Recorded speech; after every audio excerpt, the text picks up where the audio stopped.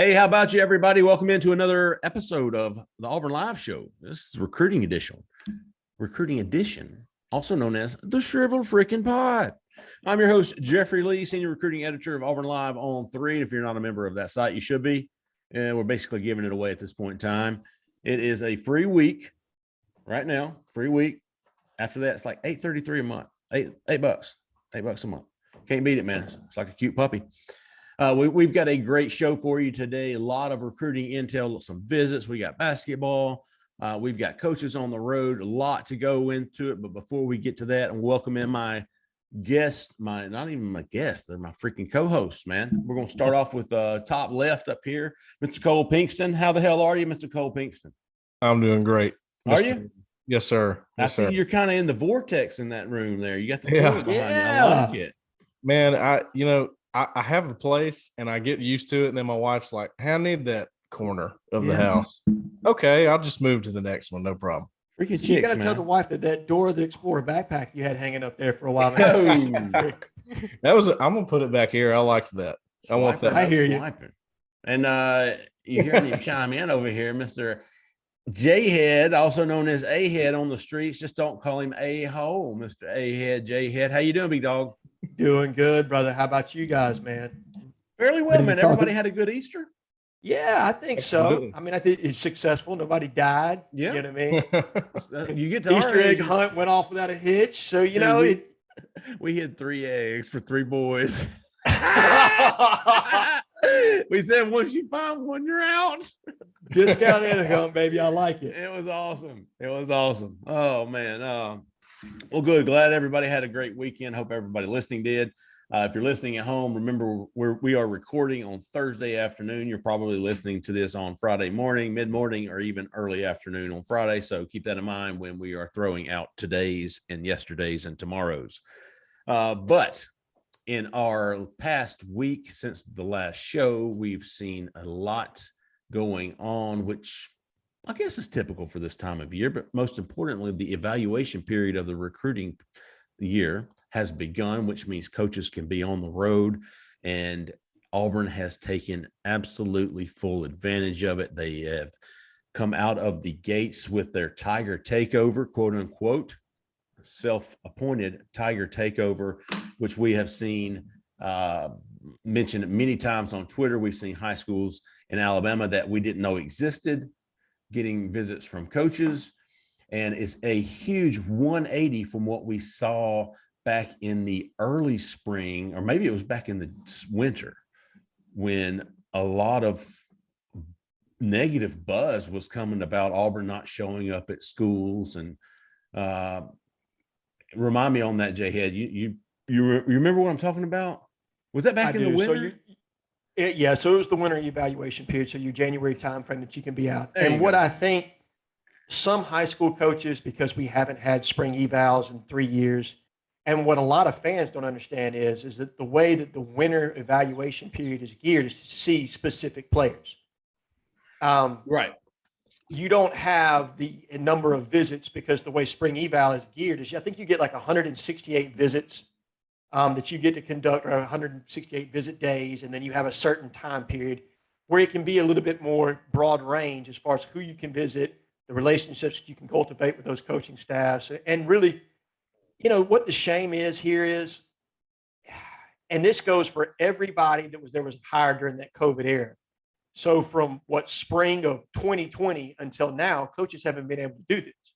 So you have coaches that play at Florida State, Mississippi State, Ole Miss that are experiencing the same thing as Auburn, where they haven't had the opportunity to get out and be amongst the community within your home state and other, areas that are kind of feeder states for your actual program. But love the reaction that we're getting from head coaches, high school head coaches. Love the reaction you're getting from prospects. Yes. As far as the places that these guys have been, obviously Phoenix City was a #1 stop for this coaching staff trying to get back in it with several prospects there. Jimmy Brumbaugh, Jeff Schmedding both went to Central Phoenix City the first chance they got. And how smart was that to have Jimmy Brumbaugh, former teammate of Patrick Nix, go to that high school to kind of continue that formulation of a relationship between Coach Harsin and Coach Nix. I just thought that was very well played and very smart. I think they're being very strategic with the areas that they're getting into out of state when it comes to Georgia, Florida, Louisiana, and parts of Texas, places that can really be cherry picked feeder state areas for us. So I just think it's a really smart and ambitious move by this staff, something that was needed. But remember, and like for anybody that's listening to this podcast, just understand this is the first time the staff's got a chance to do this. So they're branding themselves to a degree, and I think they're doing it the right way. Let me give you some numbers, man. Just in the first, first of all, I'll tell you, April and May. April last Friday was actually the first day, April 15th, that coaches could go back on the road for the evaluation period. It lasts through the end of May, and I know that Auburn is absolutely hitting Alabama this first week. And they went to, let me give you some numbers. They went to the first 2 days of the evaluation period. They went to 110 high schools in Alabama. By the end of this first week, they will have visited 250 high schools in Alabama. I looked it up last night. There's about 700 public high schools in Alabama. So, man, my math sucks, but it seems like about 1/3 of every high school in this state received a visit from Auburn. And Cole, I know you've been tracking it on Twitter, and I have too, but I've had coaches reach out to me, high school coaches in the state reach out to me, and they're praising the staff at how much work's getting done in this first week. Some of them, I think there was about 3 of them, said, man, we had coaches here today. We haven't seen a coach from Auburn since 2018. Wow. Yeah. And multiple guys have reached out and said that it's great PR. It's great for building relationships. You're talking about going to schools, coaches going to schools. Rock Bellantoni was at a couple of these schools last week or earlier this week, where I'd never heard of a guy come out of there. Yeah. But it's relationships. It's building. Yes. It's 2024 kids, 2025 kids. It's getting a foot in that door should you ever need it. Building a relationship with that coach.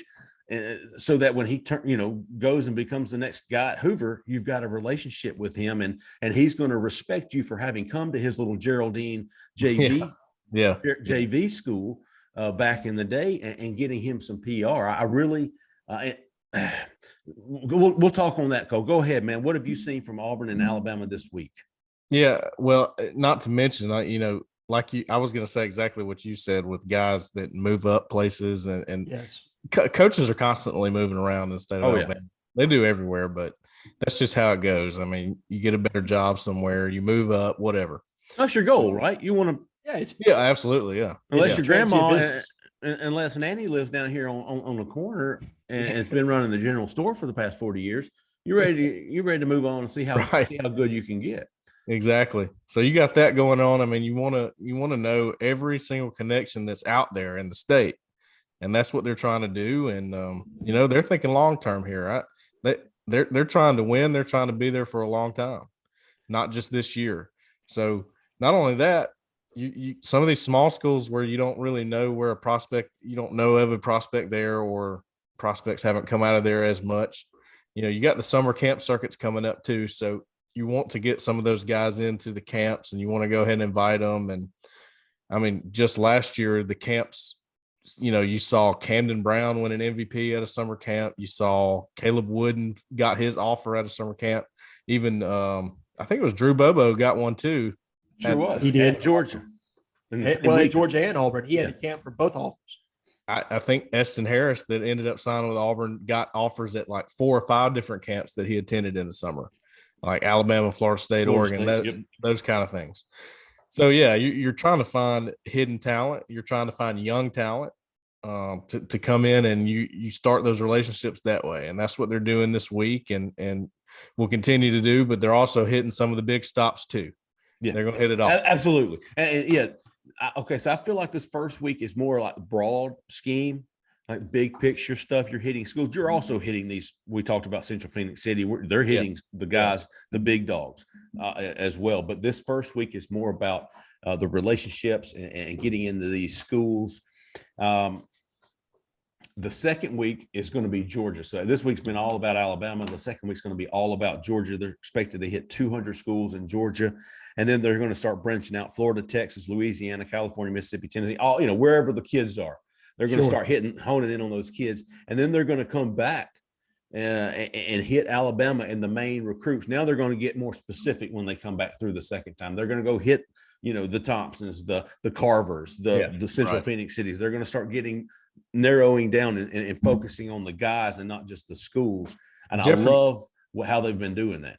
I'm curious too. It's a different dynamic with the 2023 class in Alabama this year. We talk about how talented it is. Well, when you have all that talent at the top, there may be some talent that you would usually notice in the state of Alabama that might be underneath those guys that are just starting to emerge. And I'm curious. I think they're going to be bringing in some of those guys for camp and really evaluating. And I'm curious to see what kind of talent is still out there in the state of Alabama for this class specifically. Well, if it's so top heavy, yeah, I hear what you're saying, which is not. And not even just the top heavy part of it, Cole, but think about this is the time where you can start to make some separation in your board as to what prospects you like better. Yeah. When you get a better feel for the relationship that he has with his high school staff, you get to see him, if you timed it right, you get to see him in practice that day, or how athletic he is on the basketball court. Any little trait that you're looking for to create separation in your board of who's one, who's two.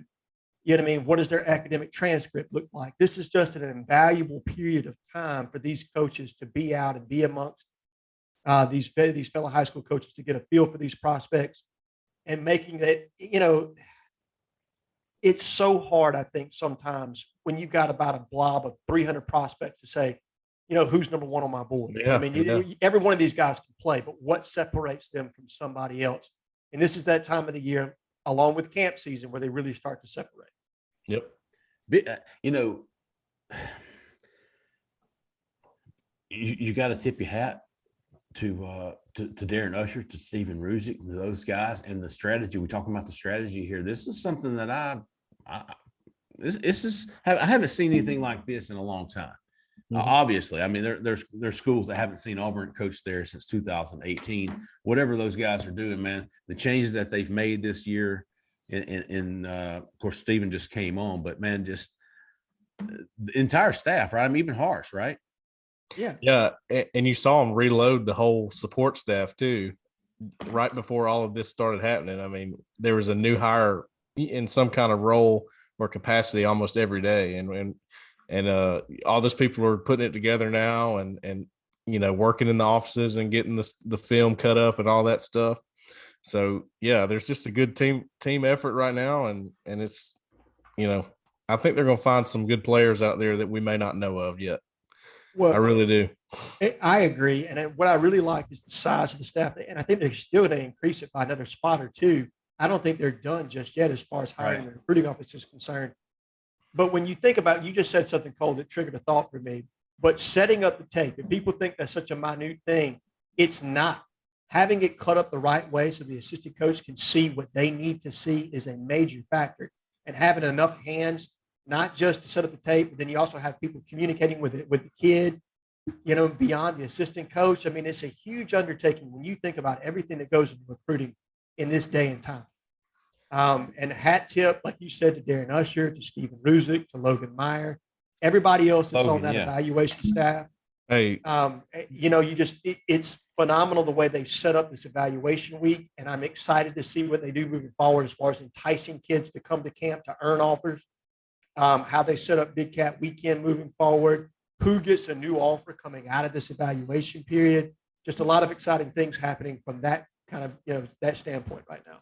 Jhead, let me just tell you, I understand all those guys that are behind the scenes working on the film and everything. That was you. That's a job, dude.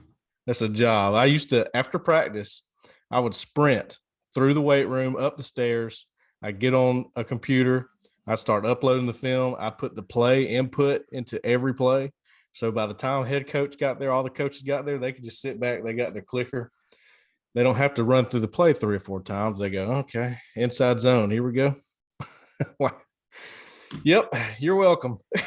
And to think about how little wasted time, how much more efficient that is to have multiple people being able to do that and setting it up in a way so that they see what they need to see.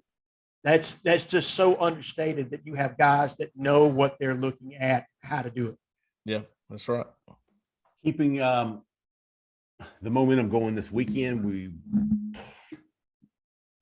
I wasn't expecting like a big weekend well, kind of going to be cherry picking some visitors, but man, right now, Cole just confirmed the third one. We knew 4-star running back Jeremiah Cobb is coming in. 5-star DB Tony Mitchell's finally coming down. And then Cole confirmed Thursday that Jordan Hall, the 4-star defensive lineman, not to be confused with Jordan Hall, the 4-star linebacker who has visited. Yes. Now, both Jordan Halls have visited. So you've got Jeremiah Cobb coming down. Very, very easy to get excited about him. Tony Mitchell, whatever. I'll see what he says. I mean, he doesn't even have Auburn in his top 35 right now. Or whatever he's got. I mean, but no, you got me there. But they're number 6. They're number 6, right? Oh, are they? My bad. I don't know. I told you my math's not good. I don't know much about Jordan Hall, the defensive lineman. That was the first I'd heard of him today. I do. That kid, you don't see many 6'4", 300-pound guys that can move the way he can. I mean, he's elite, very twitchy. I think the top 2 schools right now. Go ahead, Cole. Yeah, sorry, he looks a lot like all the D linemen Brumball's bringing in right now. He really does. They all have that same mold and that same characteristic. They can all play across the defensive line, so they're not locked into any one position. Even though I think he's probably a natural 3 tech, can play in the 4-eye, maybe could even play, that 5 end. Yep. But I think the top 2 schools right now are Florida State and Florida. They seem to be. But here's the great thing about this kid: Jimmy Brumbaugh is from that part of the country. You know what I mean? I think he's within spitting distance of that kid's hometown. Where's he from? I mean, I think he's just outside of Jacksonville. Yeah. Okay. I think he's listed Jacksonville Westlake High School as the school. Right. So yeah. And I think it's actually a smaller community than Jacksonville. I think it's one of those metro areas. Yeah. But right. It'll be interesting to me. This will kind of tell the tale of Jimmy Brumbaugh's how effective a recruiter he can be. Can he get some movement with the kid like this? It's a top 150 prospect. It's from the part of the country that you're from. And nobody's been talking about Auburn with this kid. Yeah. You know what I mean? Can we make a move this weekend? I think we can. I kind of like the position we're in right now quietly. I think we've made a move there. And we'll kind of see if that comes to fruition this weekend and see what he says after his visit. Not to mention, check your connections. You got a little static in your voice. I got you. Not to mention too, Jhead, Jamal Jarrett from North Carolina put Auburn in his top 5 this morning. Having Thursday. never visited, right?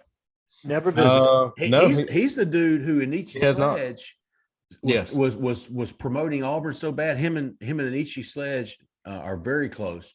And dude was like, man, just throwing you a bone. I'm gonna include Auburn because they're big buddies. Yeah. So he had Auburn in the top 5, and Chad Simmons went on to say that Auburn's probably 4 or 5 of that group. But man, just having them in the top group for this kid who's never been on campus, not bad. And he told me at the Under Armour event back in February that he planned to be at Auburn in April, and he hasn't yet. So we'll see what happens there. Right. I think they got him now. I think I saw the report where Chad said he's going to be coming on in June. That's the time frame he plans to visit. So I'm excited to see if he actually makes the campus because he's a prototypical nose tackle. I mean, hard to move, huge body. Probably Sadir Mitchell is the only other person that matches up body frame wise with this kid. So can you get one of those 2 guys? That'll be what's interesting. Sadir Mitchell is supposedly in the works for an official visit to Auburn too. That's what I'm checking out right now. That would be huge. Where's he from? Is he the guy from New Jersey up north? Yeah. Yep. He was there for the scrimmage that weekend. They had about 6 or 7 guys there before A-Day. Yeah, it was before A-Day. That was the big April 9th, I believe. It was the week before. Yeah, that's what it was, I think. Well, we've seen Terrence Love get on board. Braden Joyner's already been committed. Who's going to be number 3? Everybody's always looking to see who's going to be next. Could Jeremiah Cobb, the 4-star running back from Montgomery Catholic, be next? There's been some buzz that he's close. I talked to him Tuesday night, I believe. He said he was coming this weekend for, I think it's his 4th official visit, 2nd in the past 10 days. We saw Terrence Love come back for a visit just one last time so he could make his announcement. Now, Jeremiah's told me on the record that he plans to take some visits in the summer, but we all know how that goes. I don't think he was going to say, I just want to come back one more time before I commit. He's not going to tell me that. So Right. on the record, he is not planning to make a commitment anytime soon, but most of these guys never are. So I think getting him back down, I think we all agree that he's probably number one on the board. I mean, as far as a priority goes, let's get him on board. Then we'll worry about who our second running back is going to be. Like he's the highest ranked guy on the board that Auburn has the highest ranked chances with. Yes. And man, Auburn would really, really like to close the deal with him. He's coming Saturday. He's going to bring a teammate, a lower level guy, but I think it's going to be another big visit. Nothing big is. I thought that was pretty cool. He wants to come and tour the campus and then just chill out, man. Just hang out, get to know everybody a little bit better. And I think that's a little fishy. That fits his personality too. Just from talking to him, I think he's that kind of guy that he's just. It's all about the feel. It's all about the, where do I feel the most at home? And being that he's, I don't know, 45 minutes down the road. Yeah, I mean, Auburn's in great shape there, I think, too. I think the visit is very telling this weekend as well. Just a matter of it's going to be when, not if. I think we all agree on that. So. I think so, yeah. Jhead, what do you think about Jeremiah? Oh, love him. A great kid, great athlete.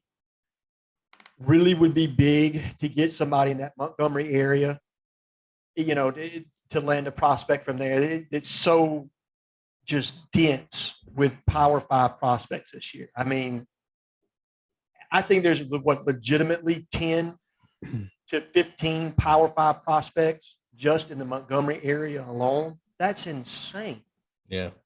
For an area that how many people do you think actually live in Montgomery or the Montgomery metropolitan area? What? It's not even 500,000. It's not as big as Birmingham, that's for sure.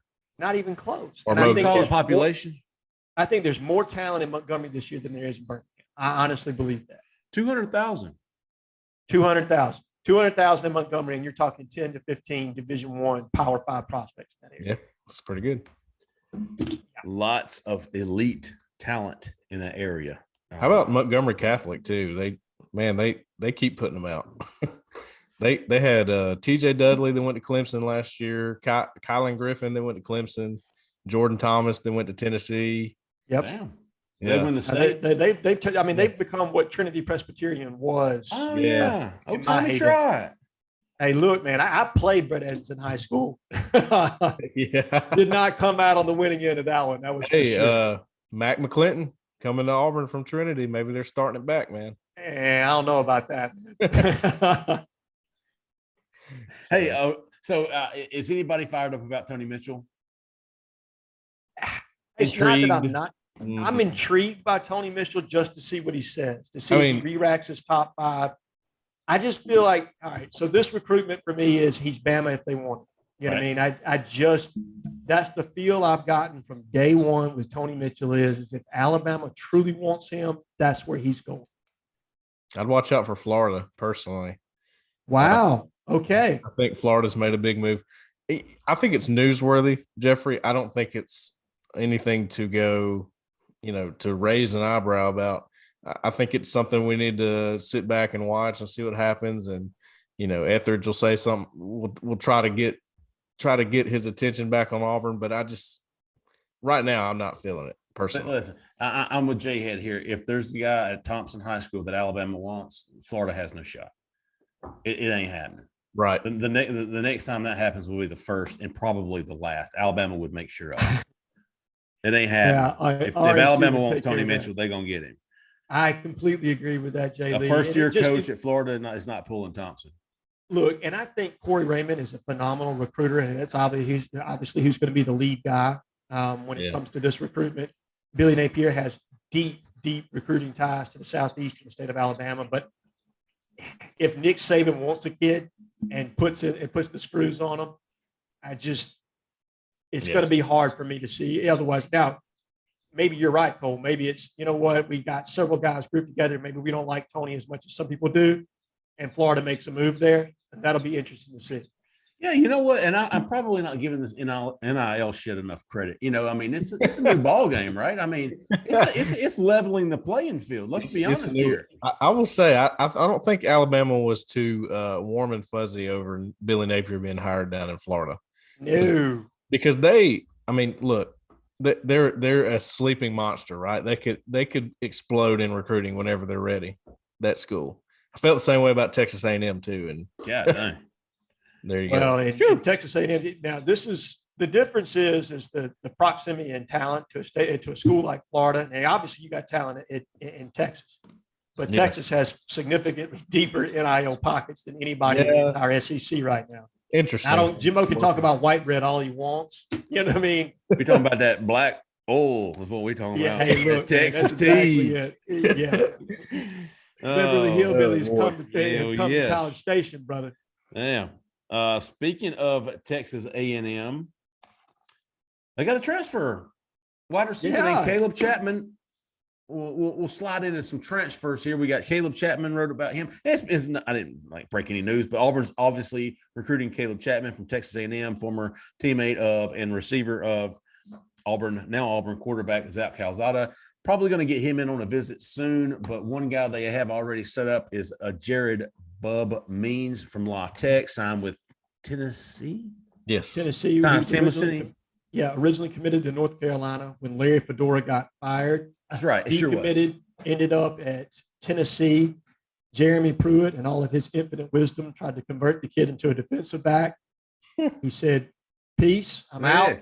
Went to La Tech, put up some good stats last year as a redshirt freshman. And so, he interested to see 23 catches, 432, two couple touchdowns. Yeah, I'll tell you what. I watched a few of his game film last night from Louisiana Tech.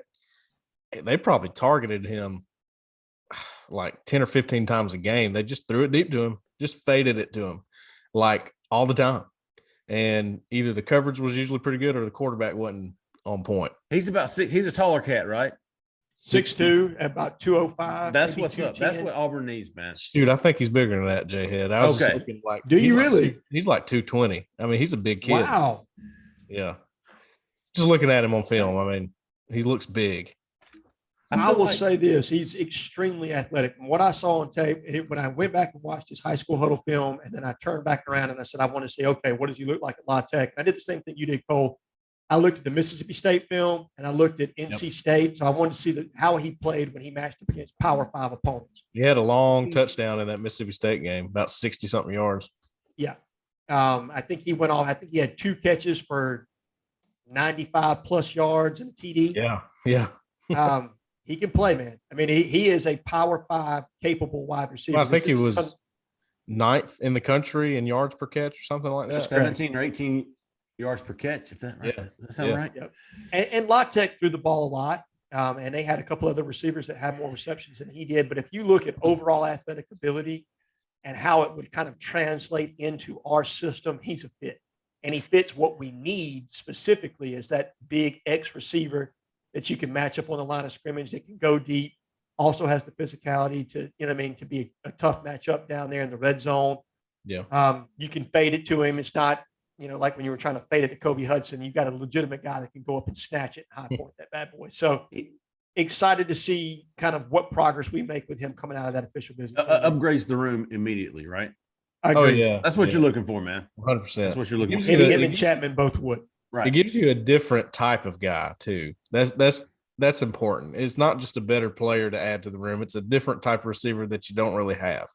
Now you can call Landon King that guy, but he's still learning everything and he's still trying to learn his routes and how to get all that down. And he's not a true receiver. So adding this guy, and he's got a few years left too. That's just would be huge. Yeah. Somehow he Tennessee spent a year at Tennessee. He set out a year at La Tech. Then he played a year at La Tech. And after all of that, he still got 3 years. So he'd be coming in as a sophomore with 3 years of college under his belt. Definitely a guy to watch, in my opinion. He's probably number one on my board as far as wide receiver targets to watch for Auburn. I think Caleb Chapman, should he visit, and I think there's optimism that he will. I think he would be number 2. Number 3 is a guy that Cole mentioned. I mentioned him briefly. Lawrence Arnold is a big wide receiver from Kansas who went to the portal on Tuesday. There's been some contact with it. I think Cole confirmed from him that Auburn had reached out. Yeah. Lawrence Arnold, is he a bigger guy too, Cole? Yes. Yeah, he's about 6'3", I think. I know he was getting ready to be their key guy or one of them at least at Kansas this year, and then hits the portal with a couple weeks left before the deadline. They're like, dang, man, it's tough. Well, that staff can't catch a break. I mean, they I think Les Miles got fired last year, like May or something like that for the sexual misconduct stuff. Yeah. And they brought in Lance Leopold, and he just the mass exodus of prospects. And obviously we benefited from that last year. It's just yet to cease as far as that's concerned. But you're right. I was reading an article regarding him in the Kansas City Star, and he, by far, out of all the wide receiver prospects on their roster, he was the player that was starting to ascend, that was going to be their number one guy. He was expected to be their go-to.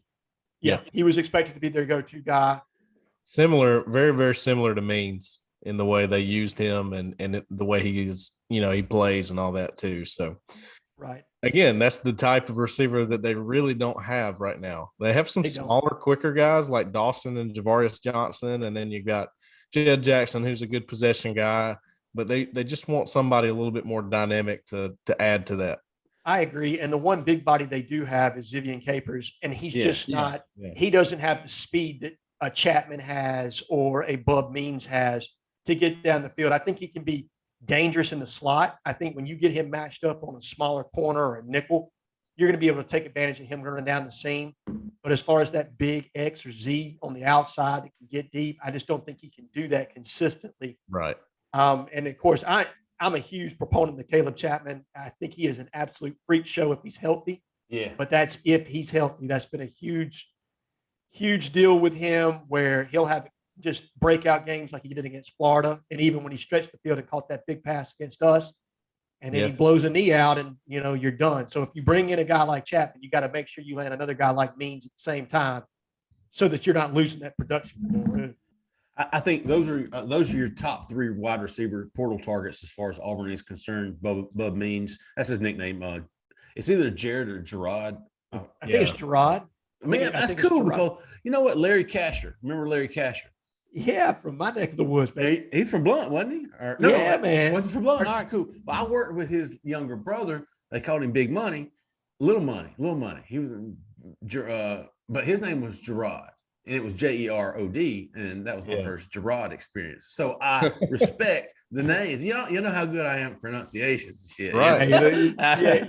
So absolutely. You're only just a little bit better than me here, John. So when I called him, I was like, I went with Bub. I can't go wrong with Hey, Bub. look, man, do what you got to do. I'd have just been like, hey, buddy. You know what I mean? Because big dog, you don't want me asking the name on the other end of the line. That's for sure. Hey, there you go. Hey, man. What's up, man? What's up, champ? Yep. What's up, brother?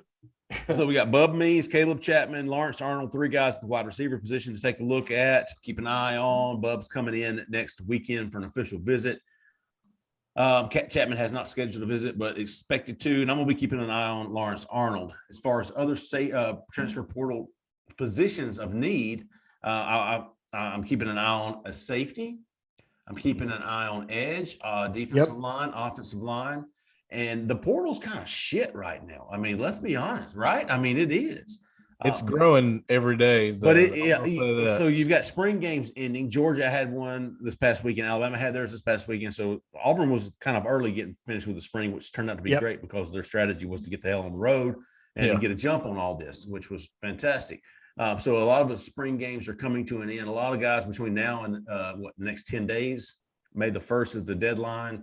So the next week and a half, we're probably going to see a huge surge in talent in the transfer portal. Not that the numbers aren't already there, but talent-wise. So those are some positions. Anybody else? I mean, is that what you're thinking, Jhead, edge?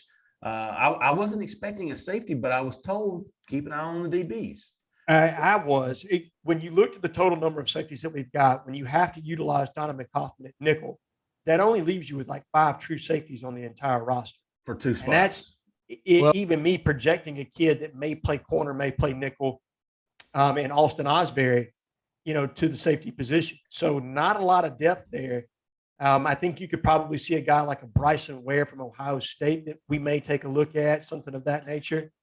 Is that the D line? Bryson Ware. No, he's a safety. There's a Jacoby Cohen. That's what I'm thinking. Defensive lineman. Yeah. It's Bryson something. It's not Bryson Ware. Bryson Ware's our outfielder for the baseball team. I'll find it here shortly, but It's Bryson something. it's Bryson something. I'll have it by the end of the podcast. But big news on the defensive line standpoint is obviously a guy returning to Auburn. Let's give credit to Justin Hokuson for reporting that last night. That is huge news because you're talking about a absolute Power 5 SEC prospect that had standing offers from Tennessee, Missouri, and Florida State to join their programs. Getting him back. Now, you hate that he lost to spring, but damn if we didn't need him to come back, man. Yep. And that was big news for us. That gives you a full 3 deep. And he's legit, man. He's just a body, dude. He can play. Yeah, if he gets his mind right, he can play. He can definitely play. He is not just a body. This isn't like that kid, and I don't want to slam anybody, but that kid from Georgia Tech that we took a long look at. Mike Lockhart. This kid he's a legitimate, he could be a star. Like you said, if his effort's right, if his mind's right, the physical ability's there. Yeah, Nick Eason really liked him a lot. They did. Interestingly, his first snaps came against Georgia. Yeah, that's right. I was like, man, who's 48? Who is that guy? It was Marquise Robinson. They're going to throw him in the fire. That's how they're going to do it. Well, and Hars, after that, I can't remember who it was. One of your guys' counterparts asked the question, well, why was he getting snaps? And Hars looked, I kid you not, it looked like he was going to snap his pencil that he had in his hand. It's like he earned it in practice. That's why I played it. You know what I mean? Bryson Shaw. I think he's a guy that could get a look. He was a starter last year for Ohio State, had an interception and 50-plus tackles. He's somebody that could bring some physicality to that room and some experience to help elevate the play. So he's somebody that I'm paying attention to. I don't know how much contact we've had to this point, but as of the safety prospects available, he's somebody I'm watching. Moving along, this is something that I've been looking forward to on this episode is the revamping of our 5-for-2 on the offensive line, because offensive line is such an important position of need in this class. And a lot of folks are really excited about it, as they should be, because hell, we are too. We were talking before the show about some of the names that are going to be on our list in a minute. And man, it looks really good right now, at least the potential for a fantastic offensive line class. Auburn has positioned itself very well with a lot of these top guys. And I think I've got everybody on my list has visited in the past like 3 weeks. And most of them have been multiple visits. So lots to be excited about. We're going to break it down into 2 groups this time. We're going to break it down to interior guys and then offensive tackle. So we'll start inside and work our way out. Okay. Let me change up my notes real quick.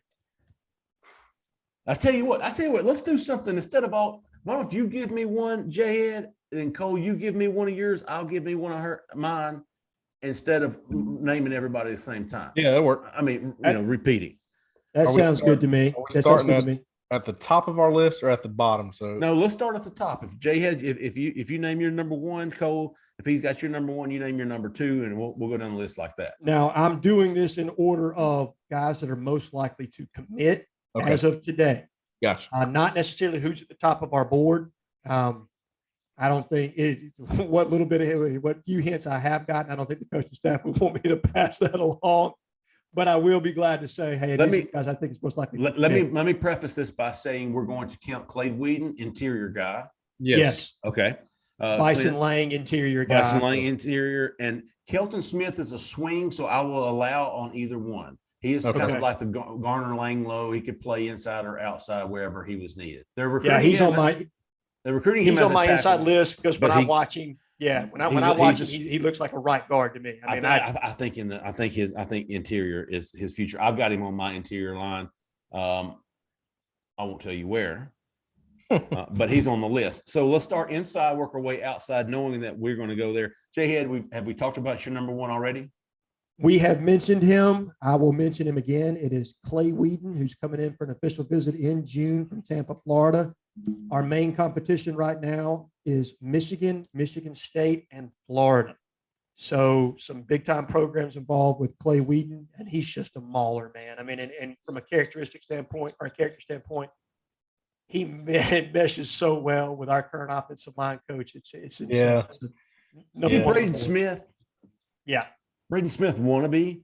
I don't think he's all right. So Braden's a complete freak show, and Sure. he had the ability to play tackle. I don't know that Clay can. I think he's That's purely.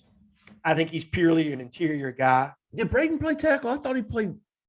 He does in the pros, and at Auburn, he exclusively played at right guard. That's what I thought. Yeah, he was pulling, watching him pull. Ooh, Man, it was R.I.P. nasty, Edge. wasn't it? Yes. God He was bless. excellent. He was excellent. All right, All right. Cole, what you got? Who's number 2 on your spot? Well, I got 2 at the very top, and for the sake of being different, I feel about the same with both of them. I'll go with Vyson Lang from Pike Road, Alabama. That was my number 2, Cole. Dude, I mean, he was on campus 3 times. And when I talked to him and asked him, I was like, so why do you keep coming back so much? Why so close together? He goes, man, when you got a great university in your backyard like Auburn, you come up here whenever you want. That was his exact quote, or I'm paraphrasing, but That's his exact quote that I'm paraphrasing. Yeah. Hey, 60% of the time it works every time. yeah. The Sex Panther, baby. I like it. Based on true events, but everything was changed. All right, we got Clay Whedon, we've got Vyson Lang. Man, I'm gonna go. I've got 2 guys I'm choosing from. I'm gonna leave you the next one because I can't. I like to pronounce his name too much. I'm gonna go with Ian Jeffrard. Okay. Jeffrard.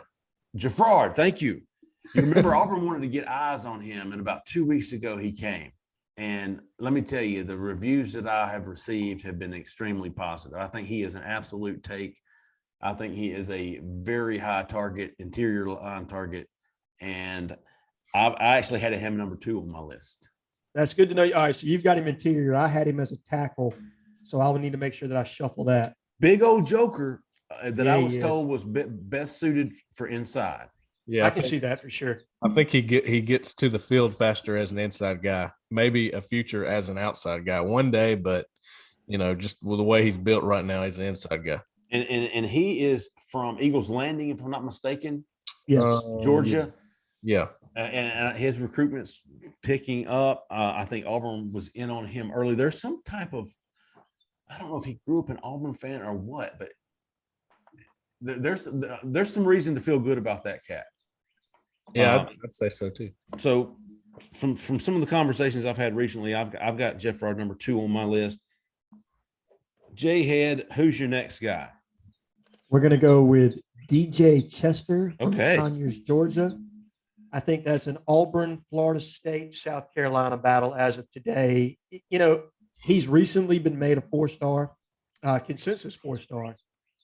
When me and Cole saw his tape originally, I really liked the kid. And the more I watch it, the more I like him. He's just, and I think Cole actually, maybe I'm talking myself into this.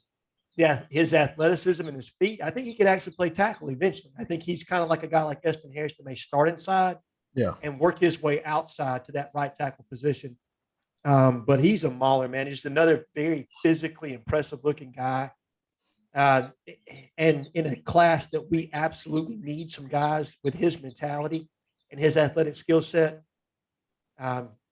Just very impressed with the board that we put together. When he's the number 4 guy on our list, that tells you kind of where you are recruiting. And I think he visited here recently, like in the last 10 days.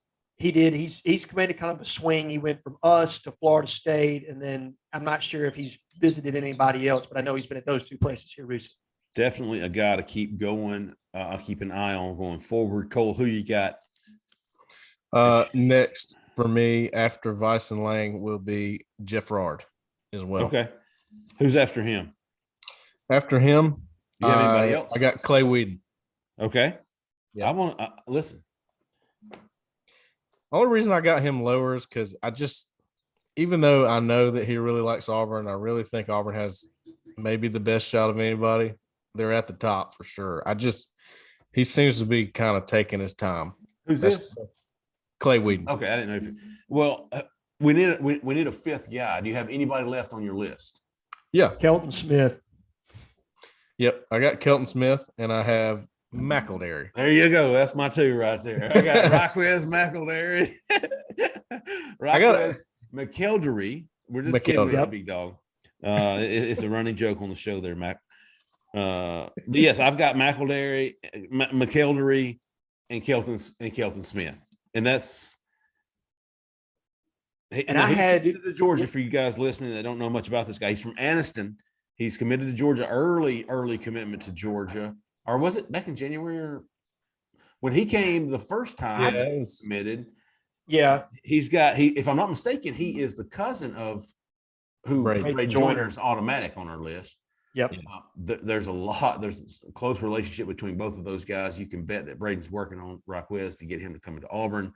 Anniston's right down the road. Georgia's still pushing for him from what I can gather. And oh shit, I locked Brooks out. Let me go and lock the door. Y'all talk about McElderry.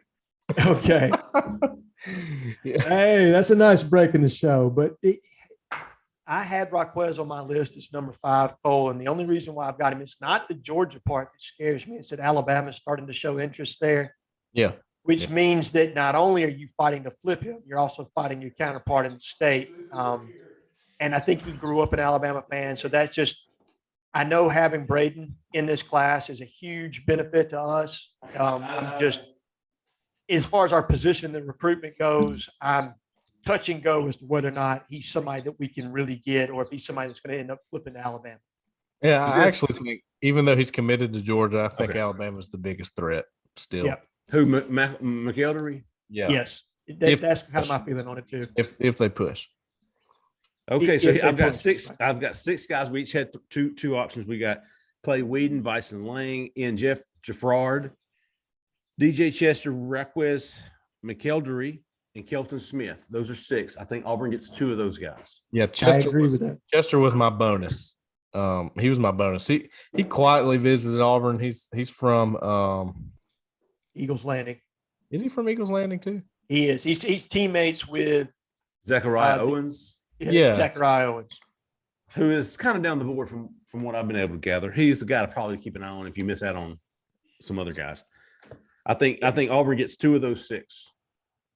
And I've got other bonus names of Connor Stroh and Connor Liu. Those are my other 2 bonus names to watch. I Oh, don't yeah. think Liu, I don't think we're ready to take. Stroh, I think, is trending to Texas. But those Yeah. are names that I'm going to be watching. Yeah. By the way, we got Jaffrard backwards. He goes to Whitefield Academy. Yes. We said he went to Eagles Landing, but it's Chester that goes to Eagles There Landing. you go. That's what I said the first time, Cole. You misunderstood. Yeah, it was me. I didn't hear it right. Oh man, I know what your wife's talking about, man. He just won't listen. And when he does, Yeah. he can't hear. I mean, All right. she put me in the corner already, so So on, Jeff, on you're sitting with offense- that. Go ahead. I'm sorry. Well, I was going to go on to offensive tackle. That's where I'm at with it. Okay. All right. Let's start with Cole this time. Okay. Who Number you got, one. Cole? been my number one. He was my number one last time. Stanton Ramil There you Yes. go. Number 1 on my list as well. from Thompson High School. Whose grandfather played at Auburn, father played at Alabama, grew up in New York State. Yep. And has moved down here to Thompson. He's a stud. And Auburn, he's been to Auburn several times, or at least twice this spring, if I'm not mistaken. Sound right? At least twice. I think he may have been here even 3 times. I know he's been here for both junior days. Yeah. Yeah, And I won't say I twice. feel like he's been on campus one other time, but I could be wrong about that as far as that's. I think he came to a game or 2, didn't he? Oh, Yeah, he he- definitely came to a game. He's been to multiple games. Shit, he's been to Auburn 5 times according to his own 3 profile. He's been to Auburn earlier this month. He's been to Auburn in April, in March, in January, and then Yep. for 2 games. I think the Alabama game and I think it was the Mississippi State game, November 13th. Auburn played. Yeah, I think it was. Yeah, He's that one of was those guys. I remember him at the games, Jeffrey, because he's one of those guys that we pretty much know everybody that walks through the doors in there, but sometimes we don't. And sometimes we go, okay, who's that guy? We need to find out who that guy is because he's big. He looks like a player. You know what I mean? Auburn getting somebody out of Thompson would be huge. Gosh, yeah. From what Well, and we it gathered, is- Alabama's not pushing extremely hard for him, right? No, at they're the not. moment. Not at the moment. It doesn't seem like it. No, they've got other targets that they're prioritizing right now, and I think he's the kind of kid if he commits early, and I think there's a potential he's committed before September 1st. That he'll honor that commitment, regardless if Alabama offers he's or not. good. He's a really good character kid. Right. And I feel like he'll stick with his commitment, whatever he chooses to do. And obviously, if a coach gets fired or whatever, that changes the dynamic. Sure. But right. All things stay the same. All things stay the same. I think he'll honor his commitment wherever he commits to. Cole, what you got? I'm sorry, Jhead, what do you have? Give me one of your five. I don't have to be in order, man. Just No, so I'll stay in order. And Cole had my number one in Stanton Ramil. My number two is Wilkin Formby. Yes, 4-star out of Tuscaloosa. It's an Auburn, Ole Miss, Alabama battle as of today. He came out with a top five. Those were his top three. The way I read it, I mean, as far as the main players in that recruitment, yes, he's got a top five, but I feel like it's going to boil down to Auburn, Alabama, Ole Miss. That's the feeling I get. And he will be at Ole Miss's spring game this weekend. Okay. So Ole Miss is just finishing up. Okay. Good to know. You've got, did we decide it was Ramel? Not Ramil? Ramil. It's Ramil. He That's told me awesome. in person. Yeah, Oh, he did? Ramil. He did. Really? Yeah. He corrected me because I said Ramel. Respect. All right. And he's like, it's Ramil. He's nice. He's nice about it though. You will pronounce my name right. Man, my number three is a guy that's probably if I were making a top targets list. So I'm going to hold him. It's Sham. Yeah. That's who I got as my number three too. It's Sham. I don't know if I would put him as a Auburn lean or anything like that, but I definitely think he's in the group. Yeah. He visited. I haven't been able to get in touch with him. He visited a couple of weeks ago. I know Georgia's pushing for him as well. In state Georgia, Georgia. Tennessee. He is from Denmark, if I'm not mistaken. Yeah. Yes, in Denmark. Alpharetta. So I know Auburn's made him a huge priority. I've got him. I got Ramil. Is it Ramil? Shit. Ramil, yeah. Ramil. That's what I said. You got it the All right, first time. Ramil, Formby, and Sham. And I'm guessing people that are listening know who the hell I'm talking about, right? Yeah. They that should. dude. You want me to butcher another name? Yeah, Sharam.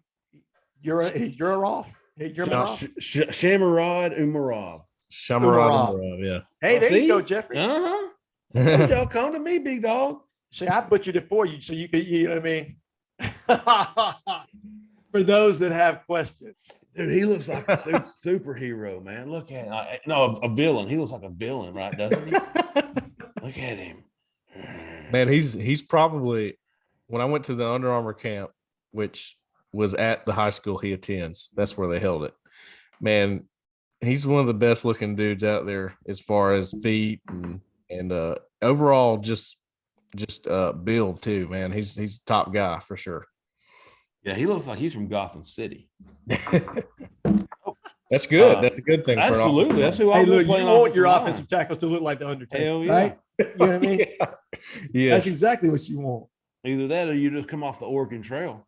You know? One of the two, man. Look, if Grizzly Adams walks to that door, I'll take it. We got Formby. We got one more to add, Jeffrey, to the list. We need two more, but you give me one. Miles McVeigh from East St. Louis, Illinois. Okay. Just put Auburn in his top schools group as well. I mean, I think it was top 12 or something. Didn't he come down? Yeah, he did. Okay. He did. Yeah, he's been on campus. I think he was on campus for the junior day in February. Yeah, absolutely. He actually missed that junior day, but was there the next day. Okay. He was upset about it. He told me, he was like, man, I really wanted to be there with all the guys. He said, so I told the coaches that, and they called Braden Joyner. He came and hung out with me for the trip. And he said that's what made it for me. I was like, okay. That's awesome. I've got two more names. Jhead, do you have another one? I do. And it's one that I'm feeling. I've got two more names, and it's one of which I'm feeling less and less confident about as the day goes. Now, if we get several of his teammates committed, I'm going to feel significantly better about it. Yeah. But it's going to be Bo Hughley from Langston Hughes High School. And to me, it's pretty much an Auburn, Georgia battle. If anybody can flip him, it's going to be Auburn. And it's going to be largely because of the relationship that he's developed with Zach and Will Friend. Yep. In addition to that, several of his teammates playing at Auburn, and he wants to continue that tradition at the college level. You get Terrence Love, you get Jelani Thurman, you get Joshua Horton. You probably going to get Bo Hughley. Yeah, and I would say of the four guys from Langston Hughes, he might be the one that doesn't join the group if they all go somewhere. But still, if you get the three of them, you can pretty much. There's a great shot Auburn would also get him too. And I think Auburn's got a great shot to get three of them. I agree. I mean, I think we're going to have one of those in July when he makes his commitment. Mean, unless I'm reading it wrong. That'd be Josh Horton. Oh, Josh Horton. There you go. Yeah. Let me tell you something. Auburn, don't be mistaken. Auburn loves this kid. Oh, yeah, they do. I mean, they think he is tier 1 stud D lineman. Have you seen him in person, Jeffrey? Yeah. He's impressive. I mean, he's a guy that if he didn't have any teammates, Auburn still takes. Yes. I thought seeing the four of those guys, and I'd seen Jelani Thurman at the Under Armour camp. He's impressive looking. I'd seen Bo Hughley. I'd say, he's maybe right above Jelani Thurman as far as that goes because he's just so tall and got the length and all that. But I don't know if Josh Horton's not the most impressive looking guy. He's just so broad. I mean, he's built. He doesn't look like he has a lot of body fat. The dude he's like 275. So, and he's raw, Cole. I mean, there's so many parts of his game that are so raw, so that the upside is there. I mean, and I don't think he's pigeonholed into playing one spot. I mean, I think he's a guy that if his body develops right, he could be a nose. I mean, if he stays closer to the weight he's at now, he's going to play that, that 310 spot. Yeah, he also for Langston Hughes, he also plays fullback a little bit too. In case he does. Imagine that. All right, I think Cole, you're up for our number 5 spot. So we've got Ramil, Formby, Sham. Cole said McVay. Jhead's got Hughley, and I've got my alternate. My first alternate would be Isaiah Robinson. That's my guy. The 4-star offensive tackle from Lamar, Texas. Visited 2 weeks ago, I think for April 9th, the week before the A-Day game. Made the trip over from Texas. I think he's hit at some other schools, but Auburn offered him shortly thereafter his visit. So there's definitely some interest. I still think Auburn gets 2 of the first 5. Yep. But holler back in a couple of months. Let me see where Isaiah Robinson is and where the board is right then. But I like Auburn's chances with getting 2 of Ramil, Formby, Sham, McVay, and Hughley.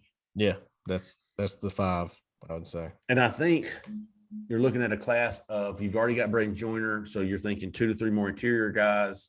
So you're looking at 3 to 4 interior guys, and you're looking at probably 3 tackles, somewhere around 2 to 4. I think that's probably right. I think you're probably looking at 4 interior guys because Kelton Smith's a swing. So if you can land him, I think it gives you some versatility. I also think that a guy like DJ Chester gives you some versatility. So you can take more of those guys and then take 2 true tackles. In addition to that, maybe even 3 if you can get them. I mean, if you can get Stanton Ramil and Wilkin Formby wants in and Bo Hughley wants in, you're not turning those guys down. No, okay? Definitely not. I mean, you'll take them over a portal guy right now just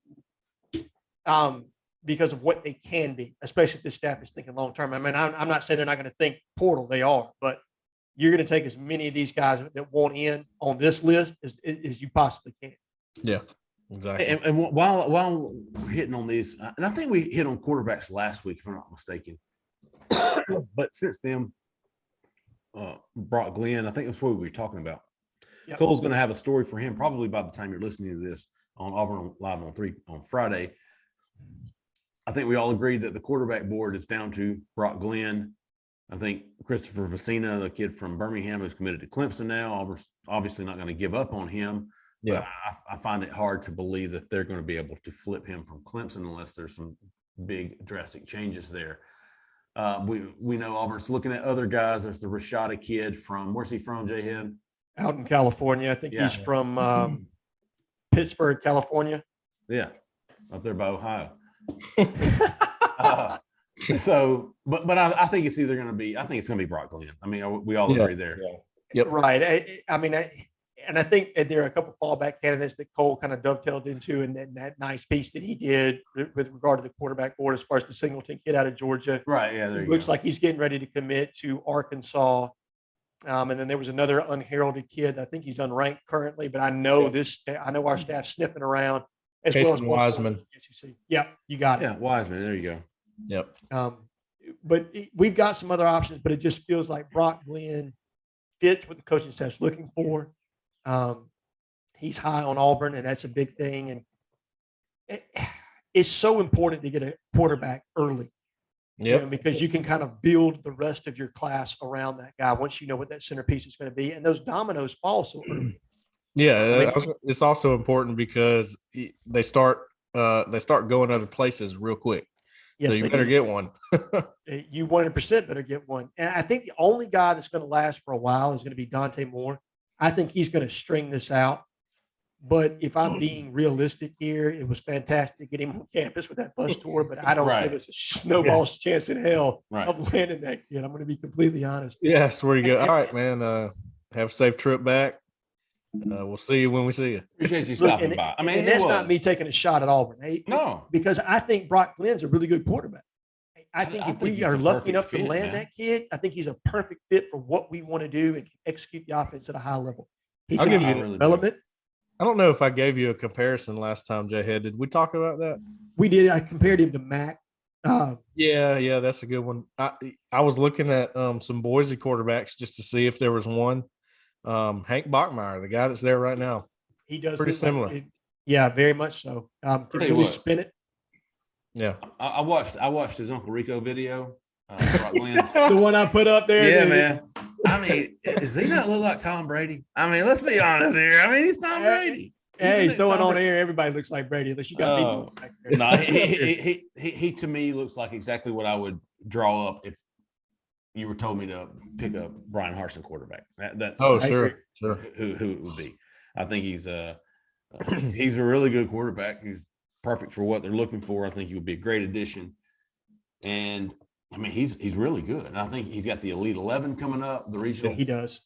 Competition. I'm curious to see how he did there, how he does there. Although Holden he didn't do very well last year in that. He did really good on the first day, and then things started to fade. And what people need to understand about the Elite 11 is that is a grueling setup. I mean, those kids are throwing 300, 400 balls a day. So if your arm strength's not built up or you're prepared for that, you really, by the time you get to day 2 or day 3, it's going to show. And I think he had some arm fatigue. He had a much better showing at the Under Armour All-American game in the practice settings, as well as the actual game itself when he got the opportunity to play. And I think he was able to show why he had the lofty rating that he had earned earlier in the year and throughout the fall. So, and I think this kid is very much like Holden in that regard. I don't think he's got the velo on it the way that Holden did, but his accuracy and ball placement is unreal. And I think he's going to be the kind of kid that's going to be able to separate himself in an accuracy competition, something of that nature. So I'm with you, Jeffrey. I'm interested to see how he does in the Nashville Regional, and can he make the finals out in California? And then what does he do in California? And how much does that elevate his stock? Who was it that Auburn got as a quarterback? He was like one of the reserve entries into the Elite 11 and ended up winning the thing, and then he won. Sean White. Okay, yeah. Interesting. He won the MVP of the game too. Oh, Sean White. Yeah, he did. No, I'm just kidding. It was 421, dude. Hey, I like it. That was a great way to segue out of that one. All right. Hey, real quick on hoops recruiting. I know Auburn fans don't really give a stuff about hoops recruiting, but I do. It's worth mentioning, man, what Auburn is doing. They just signed a 5-star power forward, Yuan Shray-Orr. Thursday today, Brandon Huntley Hatfield, former 5-star recruit from Tennessee, who signed with Tennessee, who spent the last season at Tennessee, is transferring. He is in Auburn today, will be leaving Friday. He's also visited, according to John Rothstein, he's visited SMU. Where did I have it? I had his schedule. He's going to Louisville. He's going to Wake Forest. He's going to Arizona State, all within the next week before making a decision. Auburn is still deciding how hard to push, believe it or not. I mean, they want Jhead Broom, the big dude who is visiting Florida this weekend, transfer from Morehead State, who's got 3 years, I think. Or I think he's got 3. Yeah, I think because I think he's played 2 at Morehead State, but one of those was the 2020 year. That's a complete wash. So really, I think he's got 3 years left to play. You know, if Auburn decides if Auburn could get all 3 of Brandon Huntley Hatfield, Jhead Broom, and Julian Phillips, who also is a 5-star, he's a 2022 kid. He's coming to visit Monday and Tuesday early next week. If they could get 2 of those 3, I think that's how they would. Those are like the top 3 guys. Those are the main 3 guys from what I can tell. And if they could get 2 of those, they would be ecstatic. I don't think decisions have been made final on Huntley Hatfield. I think we'll probably know a lot more entering the weekend after this visit. But Broom is definitely number 1 in my opinion, or at least from what I'm gathering. Phillips is a stud coming in on Monday. He's a high school kid. They've already got 3 high school kids coming in. Do they want to take a transfers? Kind of, back and forth. Sure. So a lot will be happening soon with this basketball stuff because Jhead should have a decision early next week or sometime next week after his Florida visit. He's from Florida. He's from Plant City, Jarris McIntyre country down at Tampa Catholic, I believe. That's correct. And so he grew up a big Florida fan. Florida does have their big, is it Castleton? Is he coming back? Nick Castleton is coming back. So that's going to be a deterrent as far as Jhead Broom going to Florida. I think Kentucky's still in the mix to a degree. I don't know how much, but I know they're still recruiting him as far as that goes. So when you're picking from Auburn, Florida, and Kentucky, I think that kind of talks about the level of talent that you possess. Right. And I think we've also still got Manny Bates is still out there. Manny Bates is still hanging on, NC State. It's kind of a fallback. Yeah, if something were to happen with Broom, BHH or Jhead Broom. And if it's me, how hard you push for Huntley Hatfield is really contingent on Jhead Broom. Because if you're not going to land him, you need Huntley Hatfield. If you land Jhead Broom, do you really need him? I mean, I think he's got immense potential, but he's raw. I mean, he's nowhere near where Walker was, whereas Jhead Broom walks in and he can pretty much replace from day one what you lost with Walker Kessler. Not everything, but he's close. I think you get Jhead Broom, and then if you can get Julian Phillips, great. If you can't, you probably don't want to. I don't know. Because you still need a shooter, right? And you don't want to push guys out. Julian Phillips is more of a scorer, right, than BHH. 100%. And he's somebody, when I watch this game, he looks a lot like Chuma to me. He's probably not the rebounder that Chuma was at that age. But as far as his ability to be a stretch forward for Bruce, I mean, I think he'll play probably on the wing in the NBA. But I think he'd be a stretch four in our system and an ideal fit. Much more polished than BAH at this point. Because I think BAH is really just a center. I think he's got power forward size, but he's got really center game.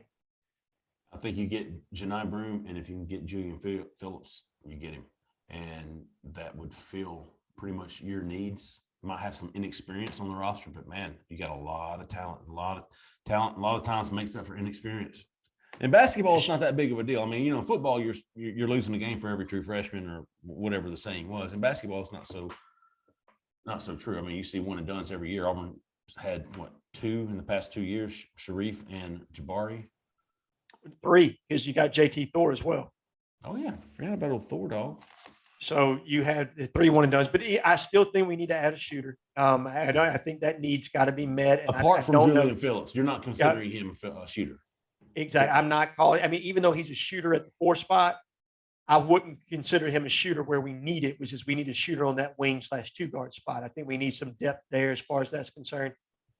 Getting Al healthy and getting his game back is obviously option number 1, but you need somebody else that can come in and shoot it at about that 35 to 40% clip from 3. Yeah. So that you just kind of can expand the zone some. You had guys packing it in towards the end of the year that were really anticipating that we couldn't shoot. So we need a zone buster. You need sophomore Al Flanagan back. You really do. You need sophomore Al to play and even elevate his game to a degree. How about you folks? Let's I've got a few. I've got several if you want to know the truth. the corner has been on fire. It has. It definitely has. Fire. So I'm gonna give one to Captain America. Just that back and forth you and him had about being the little league quarterback coach whisperer. That had to be rolling. Guru, I think he was a 3-time Little League champion coach. I think he won homecoming king for the 1985 Summerton Blue Devils. And if Hars would just listen to his quarterback suggestions, we'd never lose another game. He's got it. He was really flexing on us. I like Captain America. That was funny though. It was real good stuff. And to me, he was. I had him on there too, man. He got a double. How about you? He got how about you squared today. Captain America. Cole, you have anyone you'd like to tip a cap to? Yeah, I bet you probably have him too, because he's been good this week. He just keeps getting better, in my opinion, this guy. Shaker Jack. Oh, hey, there you go. I like that guy, man. I've liked him. I liked him even when he was negative. Some of these negative people, I'm okay with. Listen, I am as long as you're right. In second chances, he's one of the first guys I've ever banned on 3 at Auburn Live. Like you. I mean, he just went negative. Well, and look, a lot of people did, but he just went negative for way too long. You know, just you got to understand that you turn the page sometimes. He was pissing on the parade, and I just couldn't allow it. And he came back. I was like, all right, dude, 48-hour timeout, man. Go sit this one out for a minute, you know, and come back. And listen, his attitude since coming back, and he's not been Rosie O'Donnell or anything like that. I mean, he's not pissing rainbows, but he's been good. He's been fair. He's been a quality poster, entertaining. Good stuff. I'm a big fan. And look, there's nothing wrong with being negative if it's warranted. Right. Yes. Some of these guys, I think it's just their shtick, you know, like, all right, what can I be negative about today? You know, wake up angry. I like it. Well, I mean, whatever, you know, do whatever you want, but be because Rice is going to get you. I mean, you better watch out. Look, man, and here's the thing with Rice. By God, he's not going to lose the argument either. Not from that's for damn sure. I admire it. We'll keep on going. He will, man. He'll be pulling a fact from 1945's almanac. By God, he's got one somewhere. You know what I mean? Let me give you a quick rundown on some of the guys. Is that it, Cole? Shaker Jack? Yes. Shaker Jack. Big how about you to Shaker Jack. Big how about you to Knight Rider. He is a message board legend. McBain, I think I've given him a shout out or two. How about you to Mailman 94? How about you to Bruce 5 stars? How about you to JL Tiger, no relation? And my how about you of the week goes to Redmo CM. He's a message board legend. He's been around for a long time. But anyways, in that thread on Brock Glenn, he posted the Uncle Rico out in the field. Oh yeah, I freaking lost it, dude. Dude, I was in the doctor's office, and I was giggling. I was cackling. Who posted that? Because I did the same thing. Red Mock was good. Red Mock M. You have to help me out on that pronunciation there, Red Mock. You ought to take the M off, then you'd be Red Mock like Mock. I don't know. I had something else. Hey, my internet isn't stable. Did y'all hear me? What happened? Yeah, we got you there at the end, bro. Okay. Thankfully, you were still saying the same thing. Yeah. All right, let's see. And Knox Romeo, he is a Twitter handle, but he was throwing some intel at me earlier this week. I don't know that it turned up, played out, but I appreciated the efforts. I've got a new award I'm going to start doing. It's called the Dingleberry of the Week. The Dingleberry of the Week goes to the Wolf. Okay. Okay, now y'all, this was basketball, so y'all probably stayed out of it and didn't see it. This dude would not accept that Yawan Traore has signed with Auburn. I mean, I even put like it's a done deal. I did the Hoop Scoops Thursday night. It's a done deal. He's signing in the morning. Oh, well, call me back when he signs. Okay, call me back when Auburn releases it. 8:00 the next morning, Auburn releases it. I put it up on the corner. Hey, here it is, official release. Oh, you know what? You haven't seen the paper. I was like, all right, dude, whatever, man. And it's one thing to be wrong with confidence, dude. And it was in these same posts. Like, I whenever Auburn releases it, I'm like, dude, look, read the freaking thread. And on deck, Auburn Legacy. Yeah. What did he do? I remember something here. Jhead, what are you doing? Bro, I know where you're going with this. I'm just gonna let you. I know. Okay, I got it. I remember now. He's just been Debbie Downer, man. I mean, come on, freaking. I mean, you talk about Eeyore style stuff, man. So that was what I was about to say. That is Jay Lee's Eeyore of the week. Yes, him and Kimo Sabe. My God, man. Let me add Bobby Sweatpants in there. Yeah, as well. And listen, I like Bobby, but he's just, man. Bobby's hit or miss, man. I like Bobby too. I mean, I like them all. I do too. If you're posting on the board, man, and you're doing a half decent job, not just being a tallywhacker, I respect you, man, and I appreciate it. So I do appreciate all those cats. So I'm gonna give a how about you to Bobby because he's hit or miss, and I'm gonna how about you his hits. And Dingleberry his misses. There you go. But Dingleberry the week, absolutely the wolf. Auburn Legacy, I'm going to give him a shout out or how about you because he posts a lot.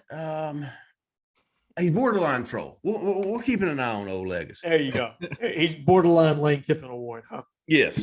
All right, folks. Well, listen there. That's about an hour and a half on this now Friday. I feel like we've been talking for 2 days, but we've covered a lot. We're going to come back next week. We may even have some new features coming your way in forms of new shows, new ways to communicate, new platforms. Got a lot of things working in the works, and we'll see how that turns out. Cole, final thoughts, Jhead, final thoughts on the week that was. Feeling good, like where Auburn sits, got a little momentum coming off the Terrence Love commitment, the evaluation period underway, full speed, feeling good. Yeah, feeling very good. Had a lot of people disagree with my statement of, Auburn's in some recruiting momentum right now, but I say we can agree to disagree. There you go. I would say Cole can't always tip his hand, nor can Jay Lee about what they know. Look, I'll tell you guys what I know because it don't matter. But these guys can't always tell you what they know and when they know it. So let's just keep our eyes peeled for June and let's see who officially visited so that you guys can kind of see maybe what they're talking about. Okay. So let's stand by. But yes, feeling very positive about the momentum that we're carrying right now, specifically as it corresponds to relationship building on the trail, the evaluation period. I mean, the evaluation period and how they're going about it. Just extremely excited for this staff to kind of be breaking some new ground here. I completely agree, man. Yep. If you're not a subscriber to Auburn Live on 3, this is where you're going to find this stuff on the daily. Cole just killing it, man. Just pumping out info. We're going to have basketball recruiting intel. Should be finalizing that 2022 class, whether by transfer portal or by high school. A lot to keep up with. Of course, Justin Hoaxson's got our team stuff going. Breaking news over there covering the baseball team and the coming and going on the football team, but a lot of reason to be excited about Auburn recruiting. So listen, next week, meet us back here, same time, same location. And for Cole, for Jhead, I'm Jeffrey Lee. Stay out of the left lane unless you're passing. And if you do pass, get the hell back over in your right lane and cruise. See you.